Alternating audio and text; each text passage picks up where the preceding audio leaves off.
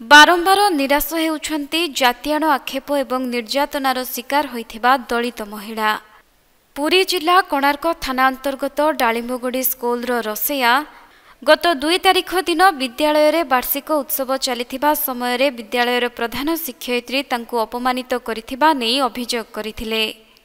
किंतु 20 दिन बीती जाइथिले भी पुलिस चुप रहिथिबारु आज अनुसूचित जाति एवं जनजातिर सभापति संपादकों समेत शताधिक दलित महिला और पुरुष एकत्रित होई गणधारणा रे बसिछंती। कौन होता डालीमोड़ी स्कूल रोसैया डालीमोड़ी स्कूल रे गोटे फंक्शन चलता। फंक्शन चलिया भितर मत आम हेड दीदी स्नेह गुरुमा स्वाई एमती जातीयाण भाव कर दुनिया प्रकार नानादी प्रकार मत कथा कहले आमती बाहर करदेबू ये करूँ आउरिया तू बाहर जा छुईले छुआ हो रोसे कले कहीं खाइबेनी कौतर हाथ मान आम गेस्ट देखले पलैबे एमती नानादी प्रकार कथा कहले धमक चपक भी बाहर करने कहले। मुझे थाना आसी केस देली। थाना केस देला परे थाना जाइए इनक्वारी कले। इनक्वारी करके भी किसी भी एपर्यंत एक्शन नहीं ना कि किसी भी बुझुना आ शुणा पाइल थाना को पैसा देंगी थाना वाला चुपचाप बस आम न्याय चाहूँ दोषी की दंड दिया आमको न्याय दिंतु। तेबे तुरंत एही घटना को नहीं पुलिस तत्पर हेबा सहित दलितों को न्याय दियंतु बोली गणधारणा रे उपस्थित थिबा महिला एवं पुरुष माने दाबी करिसेंती। प्रताप कुमार कांडी अनुसूचित जाति जनजाति विकास सभापति साधुवाद जनाऊँगी स्वागत करुच्ची।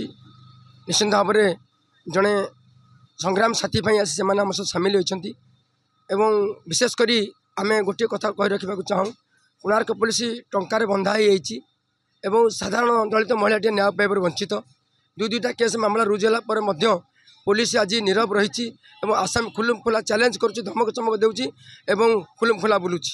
ये दुख परितापर विषय जो पर्यंत आसामी गिरफ करा जाए नहीं से पर्यंत आंदोलन जारी रहिबो आमर अनुष्ठान जारी रहिबो। आज्ञा ये धारणा तो चलती चलती आमर स्कूल भाया गोटे शिक्षानुष्ठान रे जाति धर्म वर्ण निर्विशेष आईन दृष्टि आम समस्ते सामान बोली आम देशर संविधान थिला जाति को नहीं जड़े शिक्षयित्री एभलिया मंतव्य देवा तांकर सांघातिक अपराध। तापर तो केस केस एंट्री होती केस एंट्री हेले आज पर्यंत जेहेतु कौन एक्शन आरंभ होनी से आज धारणा कार्यक्रम अनुष्ठित होती। आमे भी संघ तरफ आसिक पहुँचू आमे शुणा पाचु सी लोक विभिन्न प्रकार मतई पाचिका को केंद्र स्कूल आउट करिए बोली किंतु कौन सी अवस्था रे पाचिका रीता कांडी जो अच्छी तांको स्कूल आउट करा जाई परिबो नहीं।